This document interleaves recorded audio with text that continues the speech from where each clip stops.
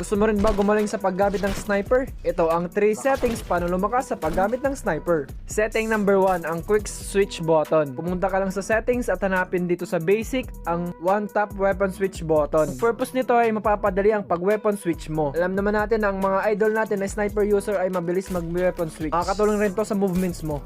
Setting number 2, i-off ang ADS button rotation. Dapat naka-off to para maiwasan ang non-necessary na movement. Kasi pag naka-on to, kahit naka-ADS ka na tapos matagal mo, ekes ka na tropa. Setting number 3, i-off ang realistic scope. Kasi kapag naka-on to, parang may effect na di mo agad makikita yung scope. Makikita nyo naman dito yung difference nun. Pag naka-off to, mas madali ka makakapag no scope or pag quick scope mga tropa. Kung gusto nyo pa ng tips and tricks paano lumakas sa Call of Duty Mobile, huwag kalimutan mag-comment, mag-like at i-repost itong video. Comment down below kung anong tips naman ang gagawin natin next.